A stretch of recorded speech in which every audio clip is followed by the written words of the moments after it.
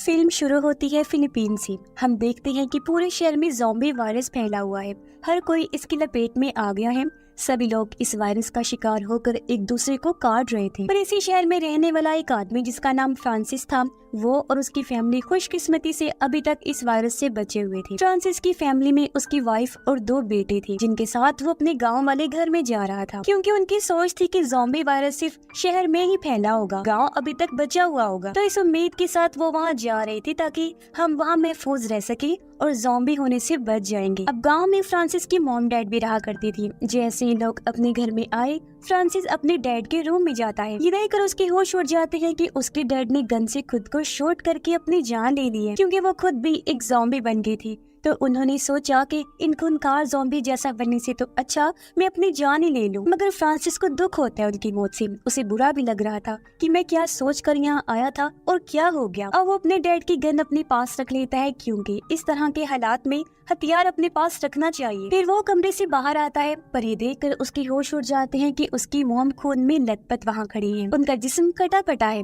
क्योंकि वो भी ज़ॉम्बी बन गई हैं, जो रेंगते हुए फ्रांसिस की तरफ ही बढ़ रही होती हैं ताकि उसे भी काट कर ज़ॉम्बी बना सके। उन्हें देखकर भी फ्रांसिस को बुरा लगा और वो ऐसा करना तो नहीं चाहता था, लेकिन ये करना उसकी मजबूरी थी। वो गन निकालता है और दिल पर पत्थर रख के अपनी माँ को शूट करके मार डालता है, जिसके बाद वो अपने मॉम डैड की लाशों को गाड़ देता है ताकि उनकी आत्मा को सुकून मिल सके। फिर वो अपनी फैमिली को समझाता है कि देखो, हमें यही रहना होगा, क्योंकि बाहर बहुत खतरा है। हमें यहाँ कोई मसला भी नहीं होगा, क्योंकि यहाँ खेत है तो खाने के लिए अनाज मिल जाएगा, पंप भी लगा हुआ है जिससे पानी मिल जाएगा पीने के लिए, तो कोई मसला ही नहीं होगा, जिसके लिए वो लोग भी मान जाते हैं। यहाँ हम नोटिस कर पाते हैं कि फ्रांसिस और उसकी वाइफ आयरिस एक दूसरे से नाराज हैं। ऐसा लग रहा है जैसे उनका कोई झगड़ा हुआ हो और वो बात भी नहीं कर रही थी, ना खुश हैं। अब वो लोग स्टोर रूम में जाने का फैसला करते हैं ताकि वहाँ से जरूरत का सामान ले सके। पर वहाँ आकर वो देखते हैं कि यहाँ तो केयर टेकर की लाश लटकी हुई है। दरअसल उसने खुद को ज़ॉम्बी से बचाने के लिए फांसी पर लटका दिया। अब वहाँ कुछ मुर्गियाँ भी थी जो पिंजरे में बंद होती है। फ्रांसिस अपने बड़े बेटे को कहता है कि केयर टेकर की जेब से चाबियां निकालो और मुर्गियों को आजाद करके यहाँ मेरे पास लेकर आओ। अब उसका बड़ा बेटा बहुत डरा हुआ था, जो देखकर फ्रांसिस कहता है, अरे ये टाइम डरने का नहीं है, बल्कि यूँ समझो कि ये तुम्हारी ट्रेनिंग ही है एक तरह से, कि अगर कभी कोई ज़ॉम्बी तुम्हारे सामने आ जाए तो तुम उसे ना डरते हुए खुद को बचाने की कोशिश करो। जो सुनकर धीरे धीरे वो आगे बढ़ा, केयर टेकर की जेब से चाबियां लेने की कोशिश करता है, मगर वो इतना घबराया हुआ था कि लाश उसके ऊपर गिर जाती है और वो उसको लेकर नीचे गिर गया। अब इससे तो उसकी सांसें अटक जाती हैं। उसके ऊपर खून लगा हुआ था, इसलिए वो पंप के पास जाकर खून साफ करता है। ये देखकर आयरिस को गुस्सा आ गया। अपने बड़े बेटे के जाने के बाद वो फ्रांसिस को कहती है कि ये सब कुछ तुम अभी से उसे क्यों सिखा रहे हो, बच्चा है अभी वो। इस पर फ्रांसिस चिढ़कर कहता है, क्या बच्चा है भाई, ये सब बातें सोचने का टाइम नहीं है, अगर जिंदा रहना है तो ये सब तो सीखना पड़ेगा। अब यहाँ हम नोटिस कर पाते हैं कि फ्रांसिस अपने बड़े बेटे से ज्यादा छोटे से प्यार करता था, बड़े पर उसकी ज्यादा तवज्जो नहीं थी। अब ऐसा क्यों था, आखिर क्यों अपने बच्चों में वो फर्क करता था,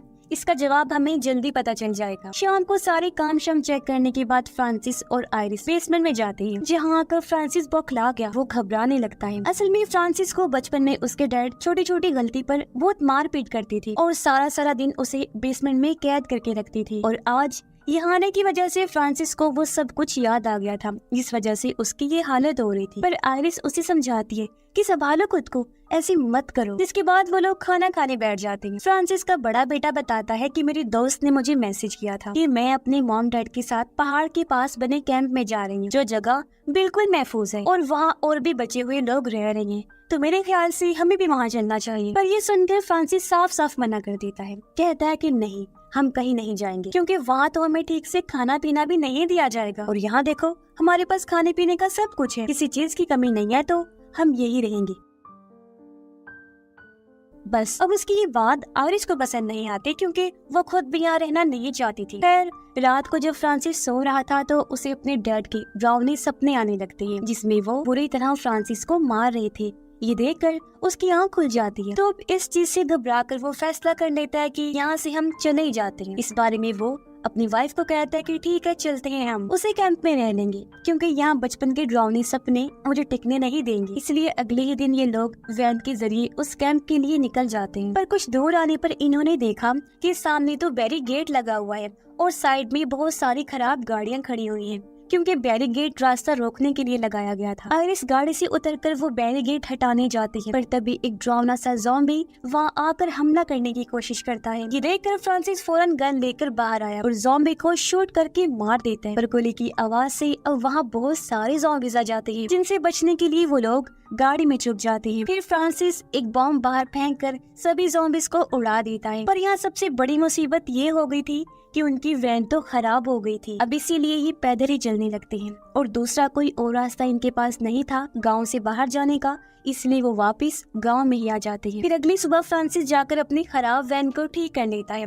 पर इस बारे में वो अपनी फैमिली के लोगों को नहीं बताता, क्योंकि उसने ज़हन बना लिया था कि वो लोग यही रहेंगे। वो सोचता है कि गांव में तो मुझे बस बुरे सपने ही सताएंगे, ना कि ये ज़ॉम्बीज़। तो इसलिए कुछ भी हो जाए हम यही रहेंगे, क्योंकि बाहर बहुत सारे ज़ॉम्बीज़ हैं। इसलिए वो घर को और अच्छे से ठीक कर लेता है, लाइट्स वगैरह भी लगा लेता है। फिर अपनी फैमिली के साथ डांस करने लगा ताकि वो लोग भी इंजॉय कर सके। इसके बाद फ्रांसिस के दोनों बेटे पुरानी तस्वीरें देखने लगते हैं, जिनमें फ्रांसिस के भाई की भी तस्वीर थी। अब यहाँ छोटा बेटा अपने भाई को कहता है, भाई आपने एक बात नोटिस की है, आप पापा के भाई जैसे दिखते हो, बिल्कुल न कि पापा जैसे। जो सुनकर तो बड़े भाई की होश उड़ जाते हैं, क्योंकि अब जाकर वो सारी बात समझता है कि अच्छा तो ये बात है कि पापा मुझसे इतना नाराज क्यों रहते हैं, क्योंकि उसे भी पता चल चुका था कि मैं उनका बेटा नहीं हूँ, बल्कि उनके भाई का बेटा हूँ। असल में फ्रांसिस के भाई के साथ आयरिस का ताल्लुक बन गया था, जिस वजह से ये बड़ा बेटा पैदा हुआ। और उसके बाद भी फ्रांसिस ने आयरिस को माफ कर दिया और उसने ही फिर दोनों बच्चों को संभाला। पर क्योंकि वो उसका असली बेटा नहीं था, इसलिए फ्रांसिस उस पर गुस्सा निकालता रहता था। लेकिन हाँ,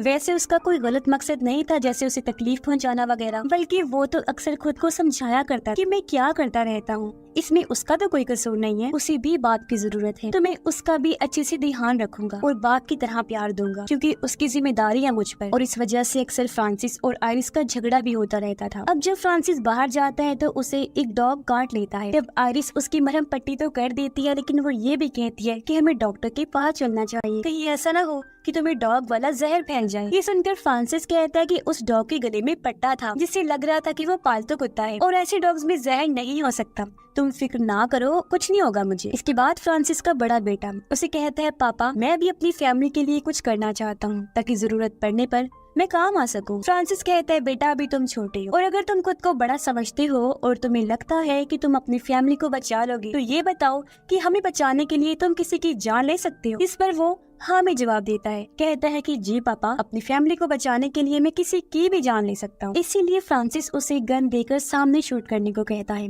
अब उसका बेटा काफी डरा हुआ था, पर फ्रांसिस उसे और डराता है ताकि उसके अंदर का सारा डर ही निकल जाए। तभी यहाँ पर आयरिस और उनका छोटा बेटा भी आ गया। ये देखकर आयरिस कहती है कि तुम क्या करवा रही हो इससे, अभी वो ये करने के काबिल नहीं हुआ। फ्रांसिस देख नहीं रहे कि वो कितना डरा हुआ है। अब अपनी माँ की ये बात सुनकर वो शूट कर देते हैं, पर गोली की आवाज सुनकर वहाँ ज़ॉम्बीज़ आना शुरू हो जाते हैं। इसलिए वो लोग अपनी जान बचाने के लिए घर की तरफ भाग जाते, पर ज़ॉम्बीज़ भी उनका पीछा करते करते घर तक आ गई थी। लेकिन इससे पहले वो घर में घुसते तभी वहाँ एक बड़ी गाड़ी में कोई आ जाता है, जो लाइट जलाकर हॉर्न देकर ज़ॉम्बीज़ का ध्यान अपनी तरफ करता है।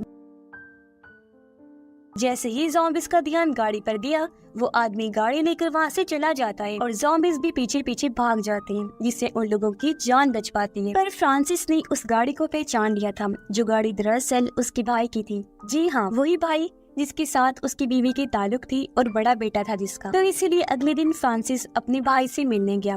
वो काफी गुस्से में था। उसका भाई कहता है कि शांत हो जाओ भाई, मैं बस ये देखने आया था कि मॉम डैड ठीक है या नहीं। फ्रांसिस बताता है कि वो तो कब के मर गए हैं और उसे गन दिखाकर कहता है कि तुम्हारा भी अब यहाँ कोई काम नहीं है, चलो निकलो यहाँ से, वरना अभी के अभी तेरे सर में गोली मारकर जान ले लूंगा, समझे। तो वो कहता है, अरे अरे भाई, मैं यहाँ पर रहने नहीं आया हूँ, ठीक है ना। जो कहकर वो उसे एक नक्शा देते हुए कहता है कि सुना है पहाड़ के पास एक कैंप है, ये वहीं जाने का नक्शा है, अगर जाना हुआ तो चले जाना, वहाँ मैं भी वहीं जा रहा हूँ, तुम्हारी जान बच जाएगी। इतना कहकर वो गाड़ी में बैठकर वहाँ से निकल जाता है उस कैंप में जाने के लिए। पर फ्रांसिस अपने भाई की मदद लेना नहीं चाहता था, इसलिए वो नक्शे को जलाने लगता है। पर अचानक वो रुक गया, सोचता है कि क्या पता ये नक्शा मुसीबत में काम आ जाए। जो सोचकर वो नक्शा अपने पास रख लेता है। वापस घर आने पर वो खिड़कियों पर लकड़ियां लगा देता है ताकि ज़ॉम्बीज़ लकड़ियों की वजह से अंदर ना सके। अब उनका छोटा बेटा खेलते हुए बेसमेंट में जाता है, जहाँ उसे खिड़की से बाहर एक बूढ़ा ज़ॉम्बी दिखाई देता है, जिससे बच्चे की हालत खराब हो जाती है। तभी उसे आकर आयरिस संभालती है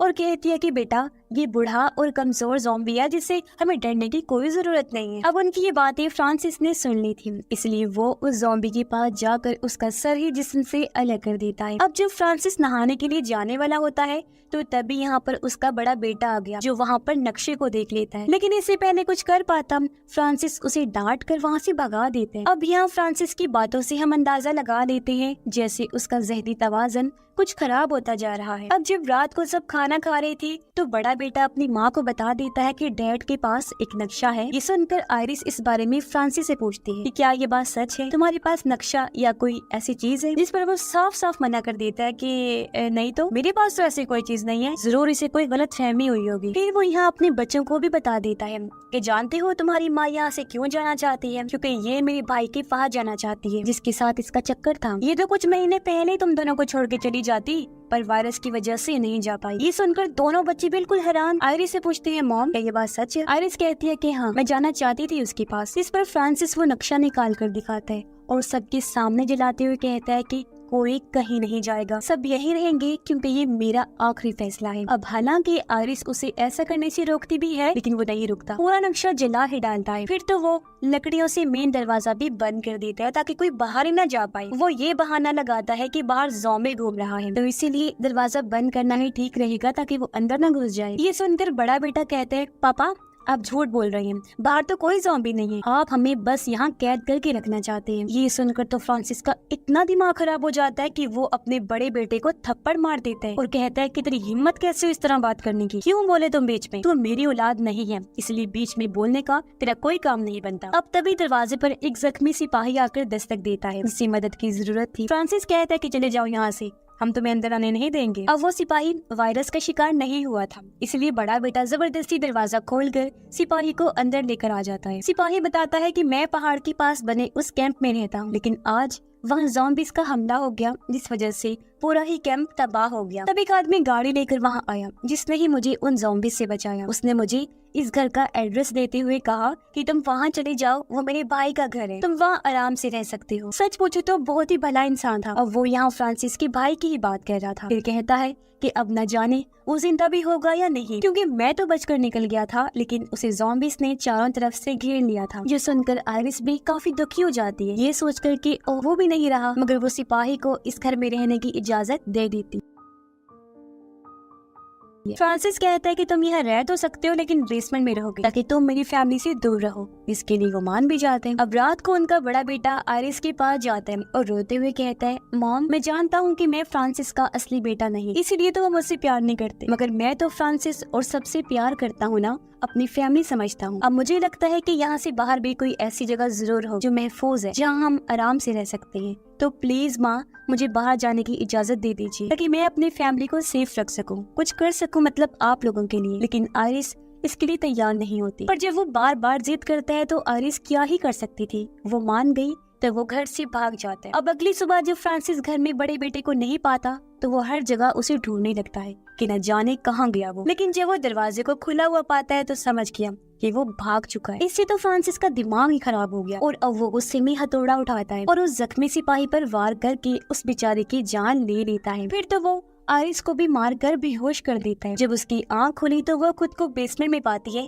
जहाँ छोटा बेटा भी था, क्योंकि फ्रांसिस ने दोनों को ही बेसमेंट में बंद कर दिया था, जिसका मतलब था कि वो और पागल हो गया है। तभी उसकी नजर उसी कुत्ते पर गई जिसने फ्रांसिस को काटा था। फ्रांसिस उसे पकड़कर मार डालता है और उस डॉग का माँ से खाने के लिए उन दोनों के पास लेकर जाता है। पर जब आयरिस ने उसे खाने से मना किया तो गुस्से में फ्रांसिस प्लेट ही पटाखे मारता है। प्लेट में चाकू था, वो जब नीचे गिरा तो आयरिस उसे छुपाने का सोचती है ताकि उसकी मदद से खुद को आजाद कर लूं। लेकिन बेचारे की किस्मत कहाँ इतनी अच्छी थी, क्योंकि तभी फ्रांसिस भी चाकू देख लेता है और उसे उठाकर अपने पास रख लेता है। एक बार फिर दोनों को बेसमेंट में बंद करके वहाँ से बाहर चला जाता है। पर यहाँ आयरिस एक प्लान बनाती है और वो अपने बेटे को जोर से चीखने को कहती है। उसके बेटे ने जैसे चीख मारी, आवाज सुनकर फ्रांसिस बेसमेंट में आ जाता है और उसके आते ही आयरिस उस पर हमला कर देती है। फिर अपने बेटे को लेकर आराम से बाहर आ गई और फ्रांसिस को वहीं कैद कर देती है। ये देखकर फ्रांसिस को अपने डैड के ख्याल आने लगते हैं कि किस तरह उसके डैड का जुल्म बहुत ज्यादा होता था उस पर, इस वजह से वो काफी डर जाता है। अब जब आयरिस और छोटा बेटा बेसमेंट से बाहर आते हैं तो तभी यहाँ पर फ्रांसिस का भाई आ जाता है जिसकी हालत बहुत खराब होती है क्योंकि वो भी ज़ॉम्बी बन गया था। वो दोनों पर हमला करने लगता है तो अपनी जान बचाने के लिए वो भागने लगते हैं, पर उसने आरिस को पकड़ लिया था। अपने भाई की आवाज सुनकर फ्रांसिस को गुस्सा आने लगता है। वो सोचते हैं कि कहीं ये मेरी फैमिली को भी ज़ॉम्बी ना बना दे। और अब जैसे उसका भाई आरिस को काटने वाला होता है तभी बेसमेंट का दरवाजा तोड़कर फ्रांसिस बाहर आ गया। वो अपने भाई को मारकर साइड में करता है, फिर शूट करके उसकी जान ले लेता है। तभी यहाँ पर रोते हुए उनका छोटा बेटा आ जाता है क्योंकि फ्रांसिस के भाई ने उसकी बाजू पर काट लिया था, यानी कि अब वो भी वायरस का शिकार हो जाएगा, ज़ॉम्बी बन जाएगा। ये देखकर वो घबरा गए, सोचते हैं कि ओह शिट, ये क्या हो गया, ओह माय गॉड, क्या होगा। पर आइरिस हिम्मत करके अपने बेटे का वो बाजू काट देती है ताकि वायरस पूरे जिस्म में न फैले, और उसके जख्म की पट्टी करके फ्रांसिस को कहती है कि वैन लेकर आओ, जल्दी से इसे हॉस्पिटल लेकर जाना है। तो फ्रांसिस जल्दी से वैन के पास भागता है, लेकिन यहाँ पर उनका बड़ा बेटा जो गन लेकर खड़ा था वो फ्रांसिस को देख लेता है। अब उसे खून में लथपथ देखकर बड़े बेटे को लगता है कि शायद डैड पूरी तरह पागल हो गई है और इन्होंने मॉम को भी मार डाला। इस वजह से वो फ्रांसिस पर गोली चला देता है। पर जब वो फ्रांसिस के पास आया वो उसके गाल पर हाथ फेरते हुए कहता है, मेरे बच्चे, तुम्हें भी मैं अपना बेटा मानता था और अगर कभी मेरी वजह से तुम्हारा दिल दुखा हो तो प्लीज मुझे माफ कर देना। अब ये देखकर उसे समझ लग जाती है कि मैंने इन पर गोली चलाकर बहुत बड़ी गलती कर दी है। वो कहता है, डैड मुझे माफ कर दीजिए, ये मुझसे अनजाने में हो गया। पर फ्रांसिस कुछ नहीं बोलता क्योंकि वो मर चुका था और इस वजह से उसका बेटा टूट जाता है। काफी दुखी हो गया कि ये मैंने क्या कर दिया। पर बेचारे फ्रांसिस को क्या पता था कि छोटे बेटे को बचाने के लिए वैन लेने जाऊंगा ताकि उसकी जान बच जाए, पर बड़े बेटे के हाथों ही मारा जाऊंगा। पर अब बड़ा बेटा वैन लेकर घर के लिए आने लगता है, जहाँ घर पर आइरिस फ्रांसिस के आने का इंतजार कर रही थी, पर उसे क्या पता कि वो तो मर चुका है। अब ना फ्रांसिस रहा था और ना उसका भाई जो इस फैमिली की देखभाल कर सकता, इसीलिए अब सारी जिम्मेदारी अकेले आइरिस पर आ गई थी, जहाँ उस बेचारी को अब अकेले अपने बच्चों को पालना था, वो भी ऐसे मुश्किल टाइम पर जब हर तरफ वायरस फैला हुआ है। अब ये फैमिली बेचारी वायरस से तो बच गई थी जैसे तैसे, लेकिन इनके साथ ये इतना बुरा हो गया। और इसी सैड एंडिंग के साथ ही ये फिल्म भी इधर ही खत्म हो जाती है।